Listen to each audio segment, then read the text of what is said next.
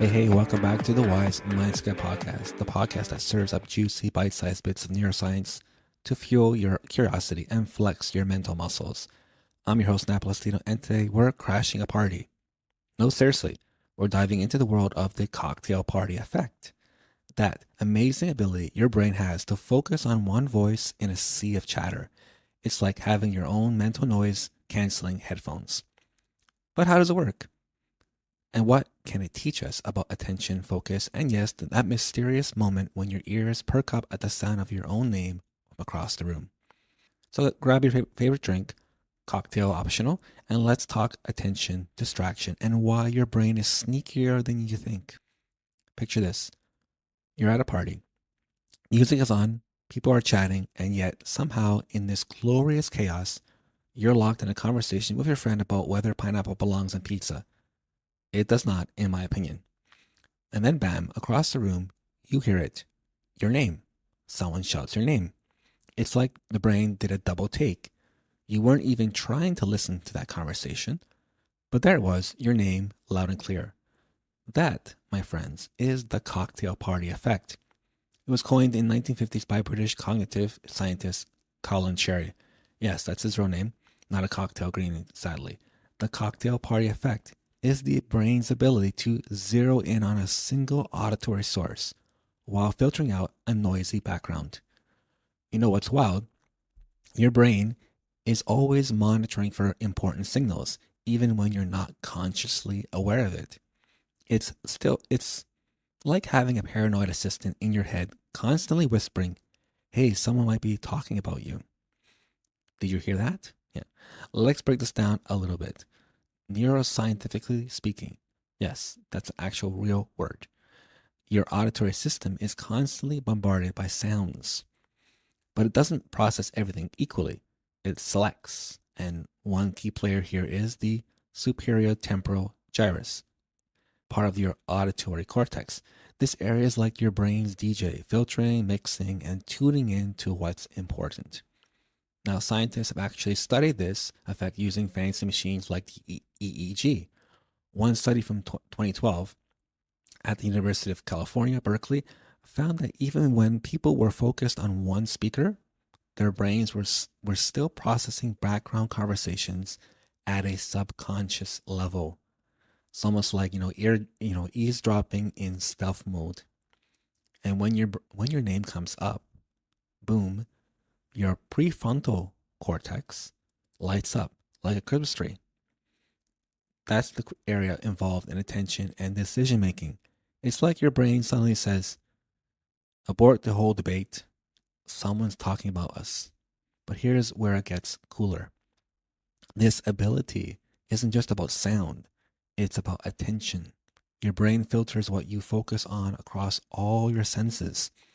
That's why you might not notice how tight your shoes are until someone points it out, or why you suddenly remember you're hungry when someone says tacos or pizza. The cocktail party effect is your brain choosing a focus while still keeping its ears literally open to emergencies, juicy gossip, or free food.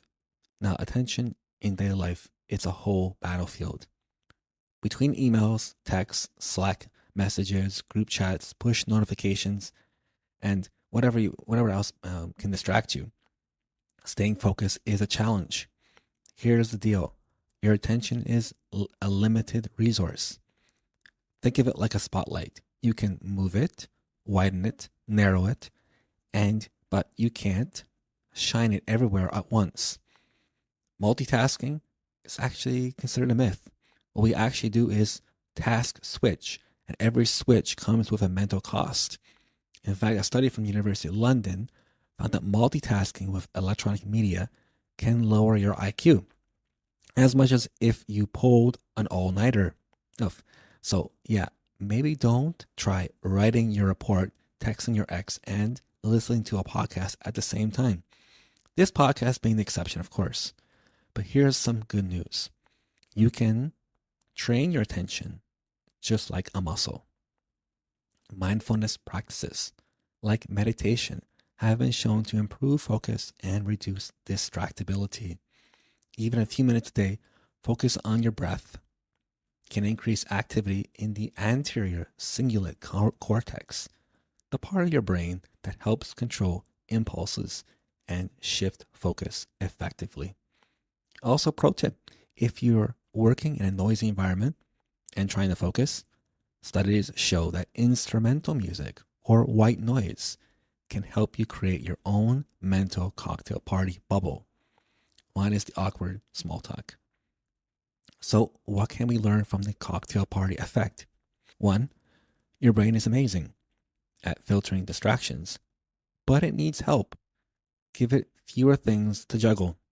2 is attention is precious. Treat it like your Wi-Fi data plan in 2008.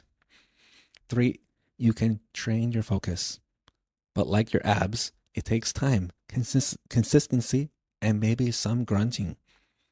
And finally, your name is basically a magic spell. Use that power wisely. Before we wrap up, let's do a quick experiment. Ready? So, right now, just listen. Can you hear your refrigerator? The hum of your computer?